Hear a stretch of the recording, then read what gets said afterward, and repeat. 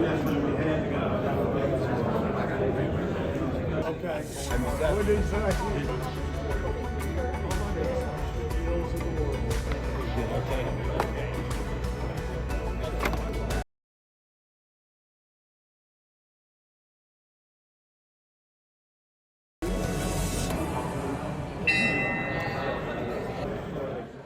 It's great to see everybody here today.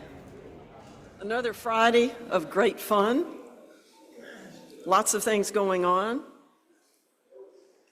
Why don't we all stand and say our defining statement?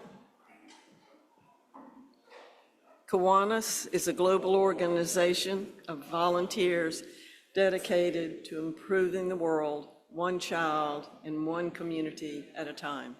Let's say the Pledge of Allegiance.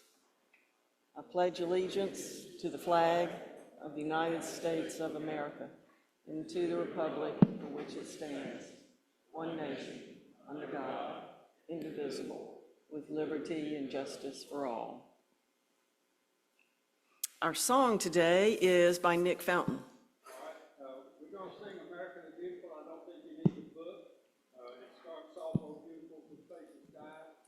So let's do it. Beautiful for spacious skies, for amber waves of grain, for purple mountains' majesties above the fruited plain. America, America, God shed his grace on thee, and crown knighthood with brotherhood from sea to shining sea. Our invocation is by Bob Sutherland. Well, the song today was supposed to be "Take Me Out to the Ball Game," but I forgot. Well, all right, listen, y'all sing it with me one time. Take me out to the ball game. Take me out to the crowd. Buy me some peanuts and Cracker Jack. Well, if I ever get back, make the root for the home team. They'll say it's a shame, but it's 1, 2, 3 strikes, you're out at the old ball game. Well, absolutely. Well, for you baseball aficionados, yesterday was the opening of the Major League season. The Yankees, they played the Milwaukee Brewers. They beat them 4-2. Our fireballing pitcher from NC State, Carlos Rodon, pitched 5.5 innings and got the win. It had something happen yesterday that hasn't happened in 125 years. They had a catcher lead off in the first inning, hit the first pitch over the fence. That has not happened in 125 years. Catchers don't usually lead off. And over in the National League, our man there, Ohtani, he has hit his second home run. That's 2 days in a row. They beat the Detroit Tigers 5-4.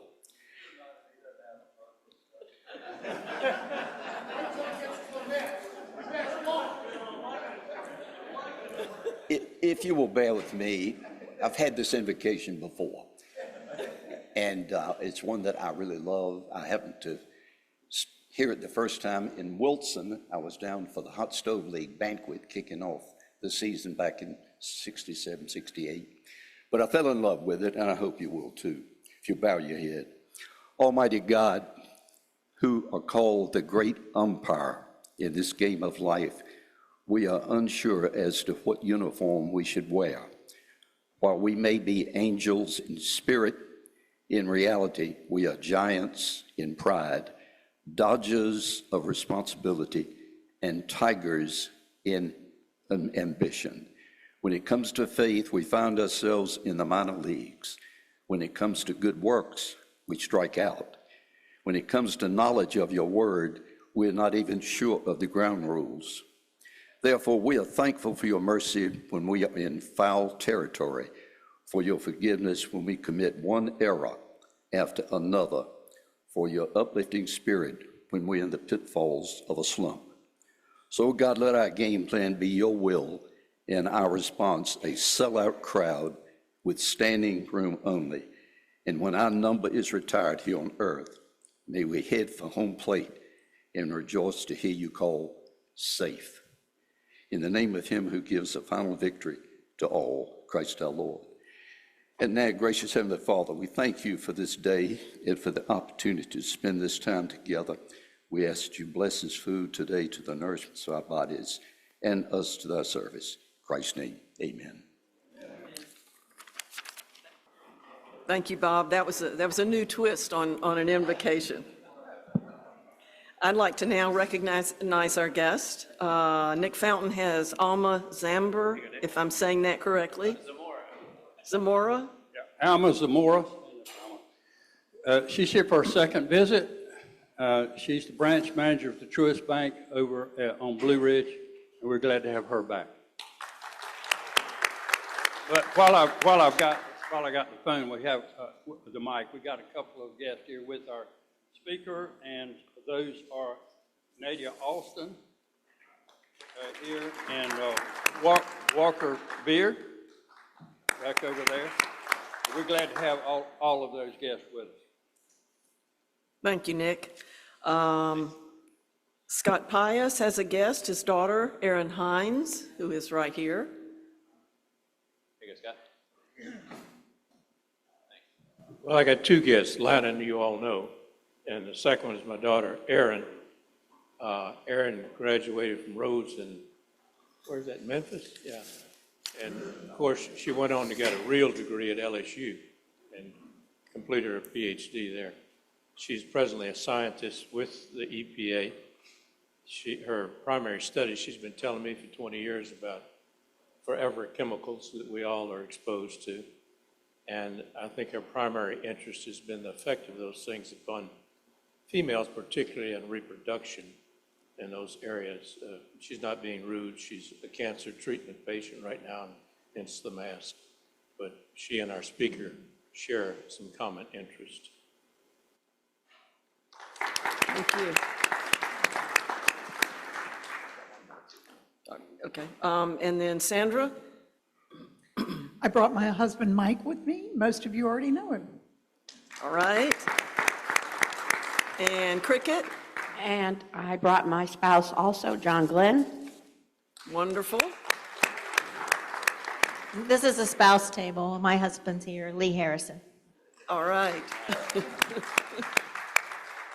I think that's all the guests. We got one more right here. Okay.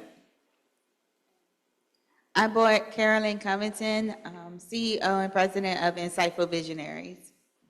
Wonderful. Nice to have you. Nice to have everybody that's here visiting us. Membership welfare, I don't think we have anything regarding membership welfare. Okay.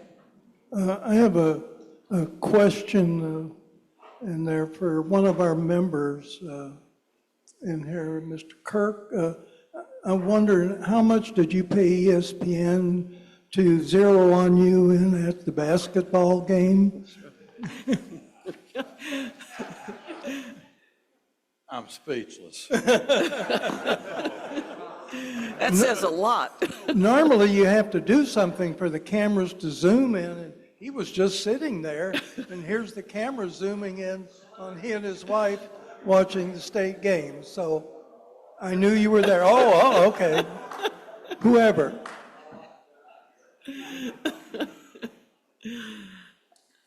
Okay, I think we're through with recognizing people and guests. Birthdays, Bill Burlington, I don't know who's here and who's not. James Morgan, Jill Bryan, Paul Edwards. Happy birthday to all of you all. Announcements, we have several here. Sandra Burkhead, who's going to talk about the diaper drive or train. I hear both are. Sandra, You've back got here. one right behind you. Yeah, 2 more weeks for the diaper drive. If you bring diapers or wipes, I'll collect those. You can give me checks. And if you want to pay by credit card, there's a QR code on the tables. Just indicate that you're with an organization and it's Kiwanis Club of Raleigh. Okay, I wanted to make a different kind of announcement. And Rolando and Pius stand. He received a certificate of achievement, and it's presented to him by the North Carolina State University, and he was declared Mr. Popular Award, and he wanted to share that with us, and I think it's most appropriate.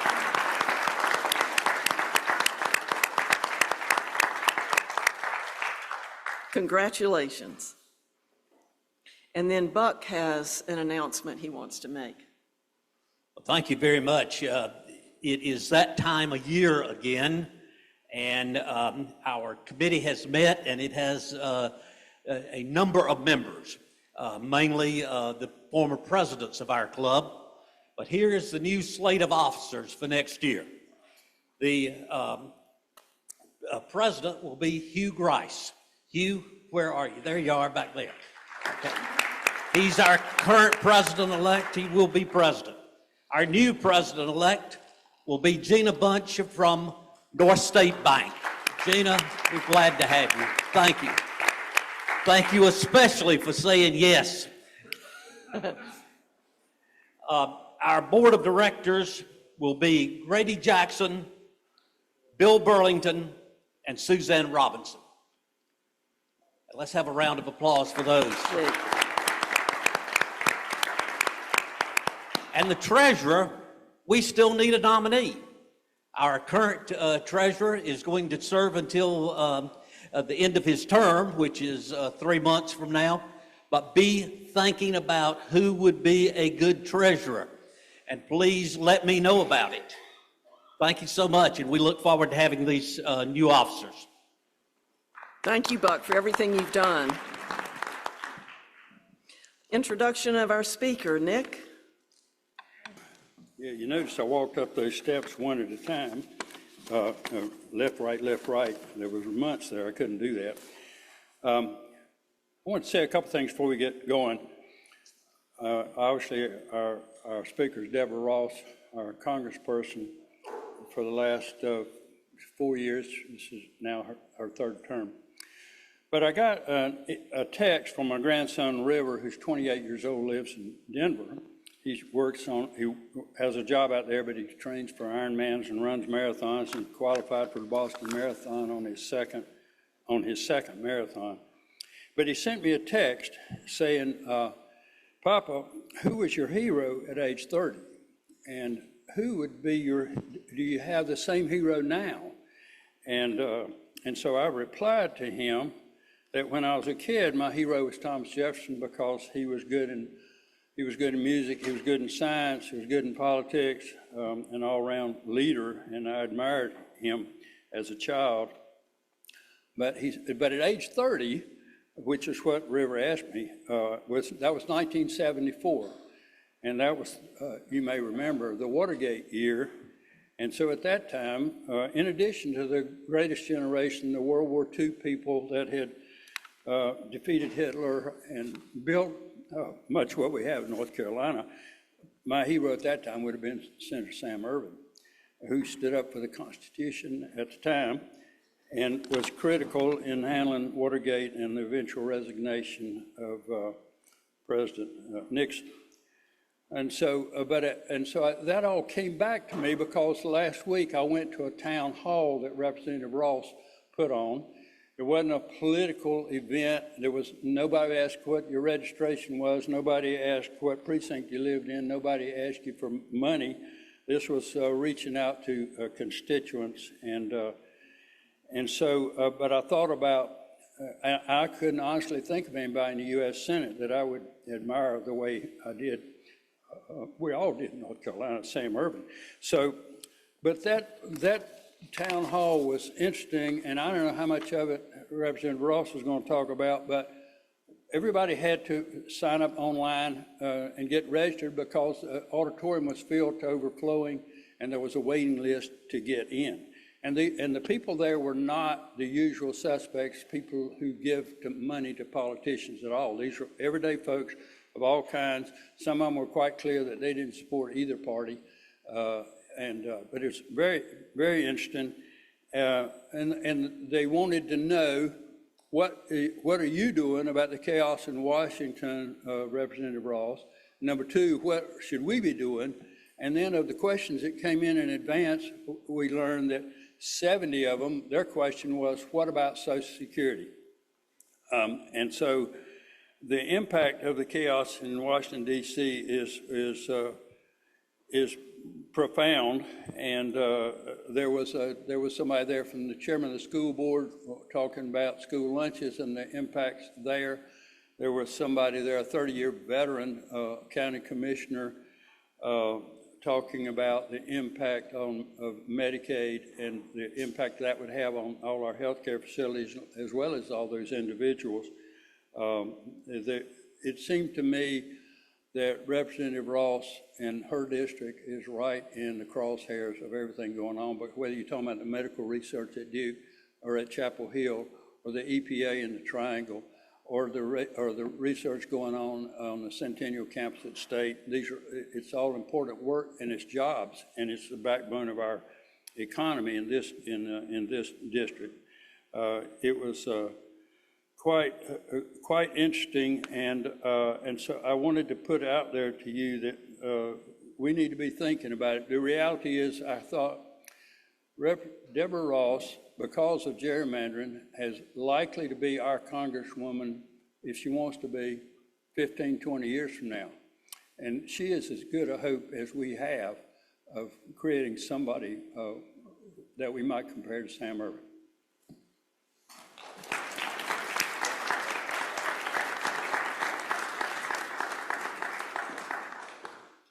Just made my day. Thank you so much, and thank you for being at the town hall. I didn't even know that you were there. Nick touched on a number of things that I'm going to talk about. I'm going to try to get through things pretty quickly, because what I've learned since January is every time I go someplace, it's a town hall. And that's what we're going to do. I really want to hear from you. I'm glad to be here again. I've been here, 3 or 4 times in the past. And I know that this is a very distinguished group of people. I have a lot of friends here, but I'm making some new friends. I especially want to recognize our current and former state legislators in the room. I see a couple of them right here. Your leadership has shaped North Carolina in countless ways, and I deeply appreciate your service. So as Nick basically told you, things have gotten off to kind of a shaky start in Congress, regardless of your political party. I think Senator Tillis would agree with that. And I come before you this afternoon at a pretty precarious moment for North Carolina and our country. Over the past few months, I have held these town hall meetings. So the last one was last Thursday. It was at Southeast Raleigh High School. Capacity was 600 people. I've done 2 telephone town halls since January. One had 8,000 people on it. One had 15,000 people. I have never in my life had that many people care about listening to me for an hour. And so we are continuing to do these things, and we want to make them as accessible as possible. So we're going to be moving around the county. We've already done them in the past in North Raleigh and in Knightdale and in Morrisville, but that was back when, if you got 25 people to show up, it was a good night. So we're going to try to be strategic and also focused on issues like Social Security so that people can have an opportunity to voice what's on their mind. But we're also going to do those telephone ones because we know a lot of people don't want to drive at night, particularly our seniors. I want you to know that I'm spending a lot of time listening to people's concerns. I've always been a listener, but people really need to share what's going on with their families. And Nadia, please stand up, Nadia. is our Director of Constituent Services. She worked for David Price, and she can tell you that the level of anxiety and frustration is very, very high, just getting basic services that we used to be able to get pretty easily for people. So from the mountains to the coast, millions of North Carolinians are relying on federal funding to access health care, child care, Social Security, and more. And they rely on those federal employees who provide those services. But right now, we're facing enormous tests to our economy. We all see the stock market and our 401ks, to health care, to education, and to the legacy that we leave for our children. The administration's attempts to freeze our tax dollars, cut essential benefits, abolish the Department of Education, fire thousands of public servants, and we have an EPA employee here, including disproportionately our veterans, but we're also losing park rangers, weather forecasters, cancer researchers, and so many more. And this has a direct impact on our lives and our livelihoods. One of our state's biggest victories in recent years was expanding Medicaid in 2023. And that was thanks to a bipartisan effort. Our Democratic Governor, Roy Cooper, and the leadership of a Republican legislature, along with the Department of Health and Human Services. It means, because that was done, and I know Representative Ball was there when it happened, more than 600,000 North Carolinians have access to health care because that happened. And there was a sweetener from Congress to do that, of almost $2 billion, and that money has been invested in mental health care and in rural services. We have been told by the Rural Center that if Medicaid is cut and our trigger goes into effect, because we have a trigger, if it's cut, goes away, that 7 rural hospitals will close immediately. Immediately. So that progress that we have made is under threat. Whether it's gutting the Medicaid that puts families, seniors, 60% of people in nursing homes are on Medicaid. Medicaid provides home services for people with disabilities. These are not abstract budget items. These are lifelines that we should be working to strengthen. So we're also, as Nick was telling you, and we all know, home to some of the world's leading research institutions and universities, and they are facing cuts. We just saw cuts to our DHHS, we're seeing cuts to the EPA, cuts to the NIH.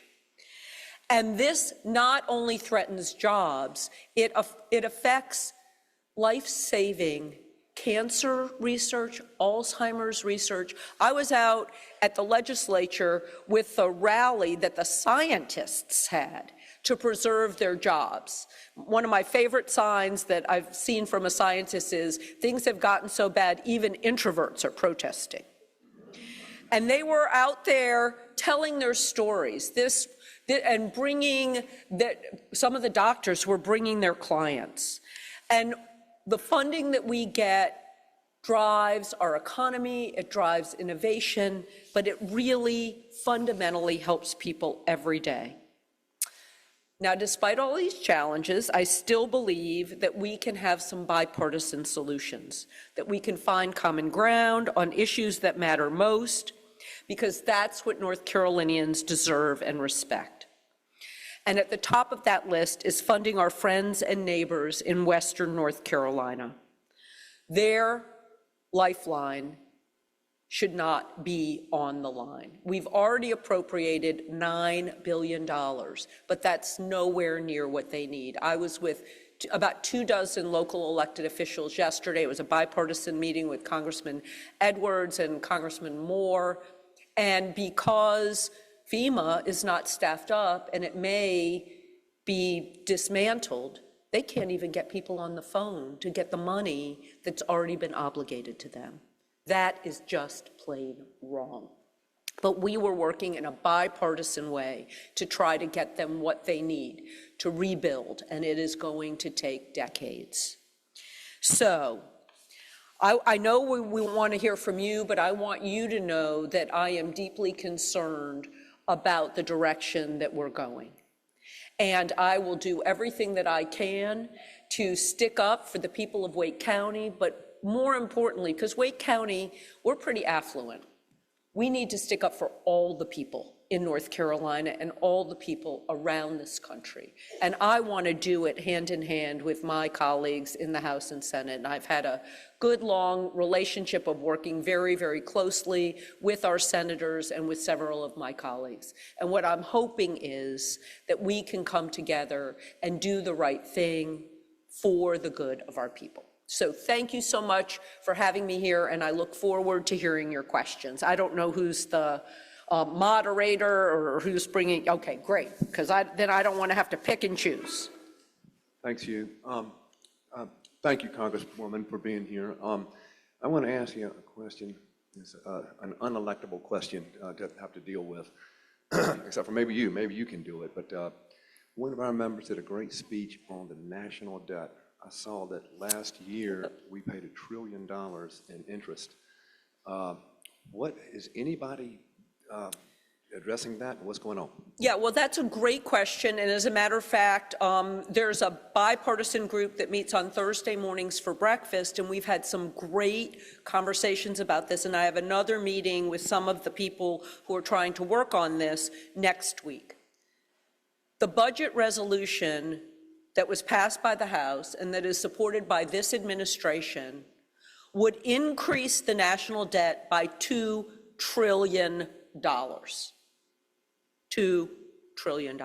That's even with all the cuts. Because the initial tax cuts from 2017 were the biggest increase in the national debt that we have had.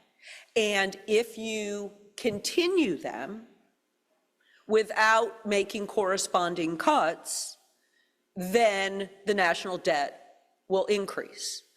The budget resolution that I did not pass, I voted against it, and as a matter of fact, we had a Republican who voted against it because he said it would increase the national debt, extends those tax cuts more than $4 trillion, and only makes $2 trillion worth of cuts. But among those cuts are cuts to Medicaid. And so we are going to have a conversation about what is most important in this country, whether every single one of those tax cuts needs to stay in place or whether some of them should roll off, which tax incentives we should provide. I have been advocating for 3 tax incentives that actually will bring money in. One of them is the research and development tax credit. That one they let expire. Not the tax breaks for billionaires. They let that one expire. So that means we don't have as much private money going into research and development. I consider that a really smart way to give a tax break because it creates wealth afterwards. Also, the low-income housing tax credit. Because without that tax credit, you all know, because of interest rates and the price of construction, you can't make any money building more affordable housing.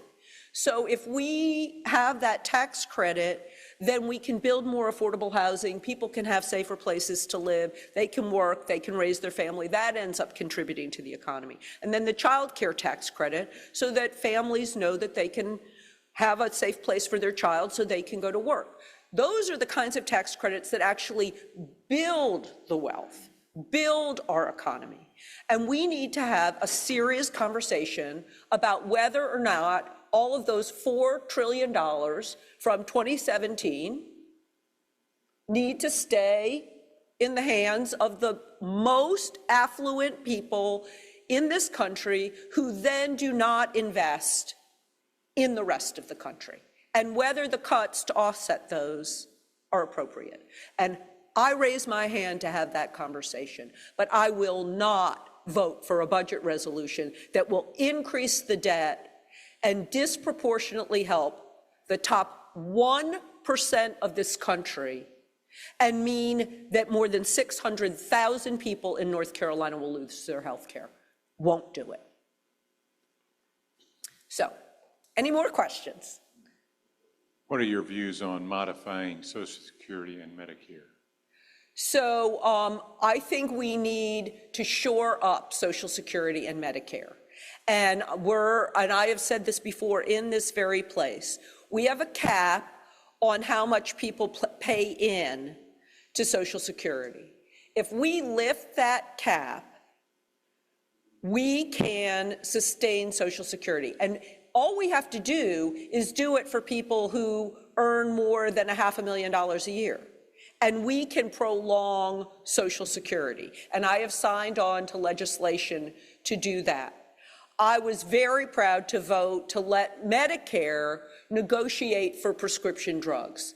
It was absolutely ridiculous that we let the VA negotiate for prescription drugs, but Medicare, when it started its prescription drug program, had to pay the highest prices in the world for prescription drugs. We have started to do that. So there are plenty of ways to extend Social Security and plenty of ways to save money on Medicare.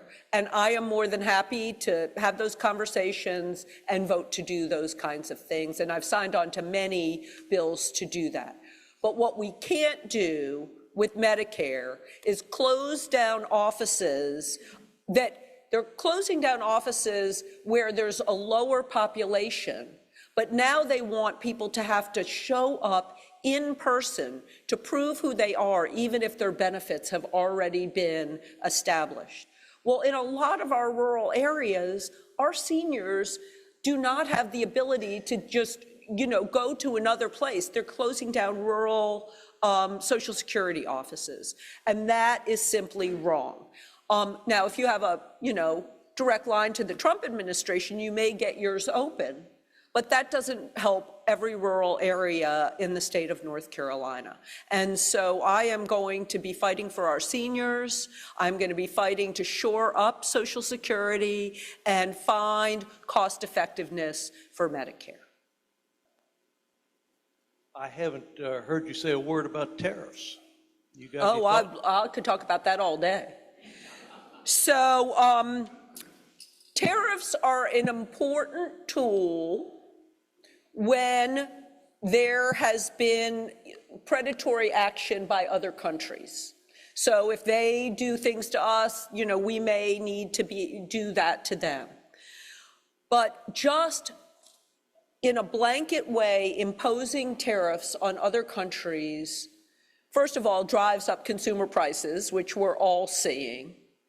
But when we do it with our friends and people who we have trade agreements with, we have brand new, Trump threw out NAFTA, we have brand new trade agreements with Canada and Mexico. Why isn't he honoring the trade agreement he himself negotiated with our friends? North Carolina's #1 trading partner, Canada. The #1 thing we send to Canada, agricultural products. What does that do to our farmers? And we are in alliances with Europe and the EU. They are our allies. Why?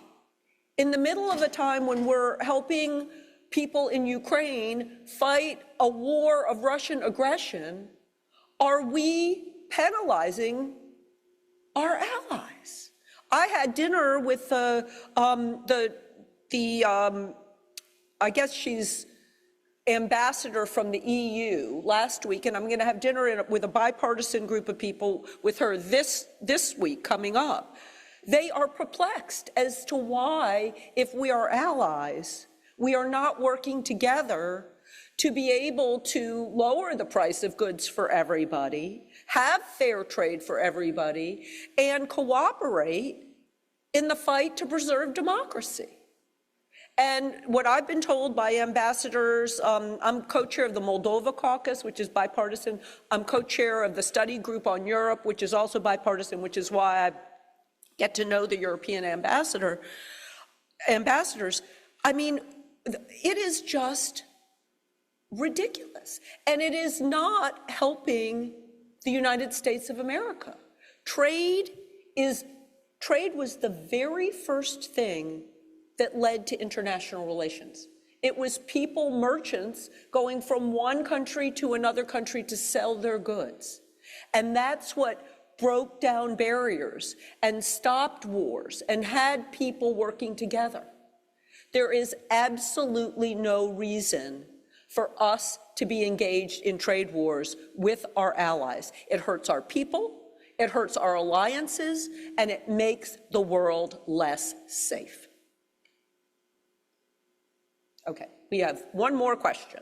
That's what I'm hearing over here. We have set up our system on a balance of powers, legislative, administrative being the presidency, and judicial. One federal court has said one of the actions by the president violates the Constitution. That's got to go appellate court and the Supremes. Assume the Supremes say, yes, action is unconstitutional. Assume further the president says, sorry, I'm not going to listen to you. It seems to me the only action then is impeachment. I may be wrong. I don't think any of us have faced this issue. Got any thoughts? So there are other things that can happen if the administration does not obey a court order, and that there is the contempt power that courts have. And so there can be fines, and there can be, but they can do that to the people who carry out the president's action. It's coming out of your and my pocket in the end. I understand. There's no penalty at all. Right. And I will tell you this, the saddest thing, and I'm really, really glad that Nick brought up Senator Ervin. The saddest thing that I have seen this Congress is not questioning the executive. When Biden did things, there were plenty of things he did that I voted against. And I would write letters to his administration and say, don't do this, don't do that. A lot of them on trade. A lot of them on trade, particularly for the research triangle. That suggests he can't be impeached. Well, after 2026, he may be able to be. Will we last? I have no idea, but I am doing everything in my power. And I'll close with this. A lot of people have, at the town hall, I talked about what I'm doing, which is a ton. I'm on a litigation task force. I'm, doing town halls. We need the people to be very vocal about the effects on them, because what we have seen is the administration has backed down when there has been public outcry. Now, it has to be public outcry that, isn't lawless and whatever, but when there is significant public outcry, the administration backs down. That was my last question. Yes. What can we do? So what I have been telling people, first of all, the First Amendment gives you lots of things that you can do. You can speak. You can use the press and media and social media. You can petition the government for redress of your grievances, which means call, visit, email. You can assemble with other people and have groups go and make their voices heard, either in Washington or here. And then the other thing that you can do is and I really think this is one of the most important things right now, you have the freedom of association, which means that every single person here has a network of people who don't always agree with them. But you have got to educate them, because our social media is being completely taken over by algorithms and bots, and people trust the people they know.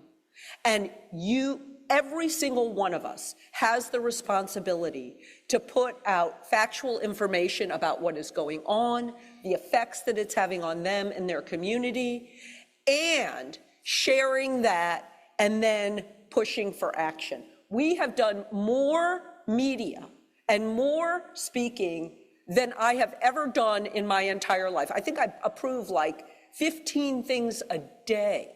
But we have got to get that stuff out there because right now, the forces of misinformation are upon us. Columbia students today say they're scared to speak out for fear of penalties. They want you right to speech, right to assembly. We just had the anniversary of Patrick Henry saying, "Give me liberty or give me death." What I've said to people, they're saying, well, you should be afraid, you should be afraid. When we had our Declaration of Independence, our founders pledged their lives, their fortunes, and their sacred honor. We are at that time again. There is no going back. So I'll leave you with my favorite Martin Luther King quote, which was from the letter from a Birmingham jail, and it goes to this very point. And I'm paraphrasing, I have a couple words that might not be right.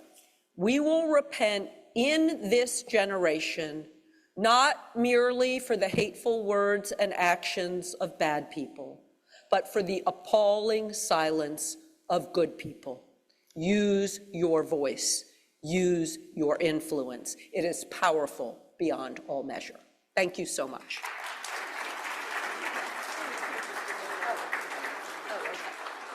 I'm sure you've done this before. We're going to have you sign this, and it's in your honor, having been a speaker. Oh, it's Moana. I love Moana. Okay. And where do you want me to? Do you have a pen? Somebody have a pen? Sorry. Okay. Thank you. You want me to sign it right here? Perfect. And it's a school program providing meals and books, et cetera, to children. And so we'll give it on behalf of you. Thank you so much. Well, thank you, and I'm so glad it was Moana, too. Have a great weekend. Go Pack. Go Pack. All right. I'm just going to say happy birthday to our birthday people, Bill, James, Jill, Paul, and we have a special memorial resolution now, which we would like to make. I'm sorry, what? Yes. I won't sell it. It's painful for us to say goodbye to a member, but we need to do that with respect. And today, we're going to present a memorial resolution to honor and to recognize Charlie Wheelis. Whereas Charles Bunting Charlie Wheelis Jr., son of Charles Bunting C.B. Wheelis Sr., and Mary Spate Wheelis, was born on May 4th, 1943 in Rocky Mount, North Carolina, and died at age 81 on September the 24th, 2024 in Raleigh, North Carolina. And whereas Charles Bunting Wheelis Jr. served in the U.S. Army Reserve for 6 years, he attended Atlantic Christian College, where he made lifelong friends as a member of Delta Sigma Phi, and North Carolina State University, where he majored in design. He worked in management, engineering, and sales at several large manufacturing companies, and in 2000, he started Capital Shutter and Blinds, retiring in 2022. And whereas Charles Bunting Wheelis Jr. was a man of strong faith and an active member of Hayes Barton Baptist Church, where he was especially passionate about the School of Music scholarship program for disadvantaged children. His gentle spirit, warmth, compassion, and unwavering generosity touched the lives of all who knew him. He enjoyed hunting, boating, fishing, and spending time at his second home in Atlantic Beach. And whereas Charles Bunting Wheelis Jr. joined the Kiwanis Club of Raleigh, North Carolina in 2010 and was an active, dependable, and valued member for many years. He served on the Pancake Breakfast Committee and shared his artistic talents by donating custom pet portraits for the raffle. And whereas Charles Bunting Wheelis Jr. was predeceased by his parents, he is survived by Jean, his loving wife of 53 years, his brother-in-law, Edward McLam, and wife Carol, and nephews, Jeffrey McLam, Philip McLam, and their families. And whereas Charles Bunting Wheelis Jr. was a loving family man who opened his heart and offered sound advice and counsel to his friends, to his family, and to the members of the Kiwanis Club of Raleigh, North Carolina, who recognize him as a suitable role model for any citizen who seeks to make a positive impression among his or her family and to leave the community a better place than he or she found it. And whereas the Kiwanis Club of Raleigh, North Carolina desires to recognize, honor, and emulate the life of Charles Bunting Wheelis Jr. and the quality of the relationships he built. Therefore, be it resolved that the Kiwanis Club of Raleigh, North Carolina hereby memorializes the life of a loyal member, Charles Bunting Wheelis Jr., celebrates his career, and commends to all a life well lived and a demonstrated dedication to his family, to his friends, to his church, and to his community. And be it further resolved that a copy of this resolution be spread upon the minutes of the Kiwanis Club of Raleigh, North Carolina, and be it finally resolved that a copy of this resolution be provided to his family as an expression of the affection and the respect of the Kiwanis Club of Raleigh, North Carolina, for its member, Charles Bunting Wheelis Jr., adopted by the membership on the 28th day of March, 2025. Do I have a motion to approve the resolution? And I have a second. All those in favor signify by saying aye. Any opposed? None. The motion carries. Let's have a moment of silence.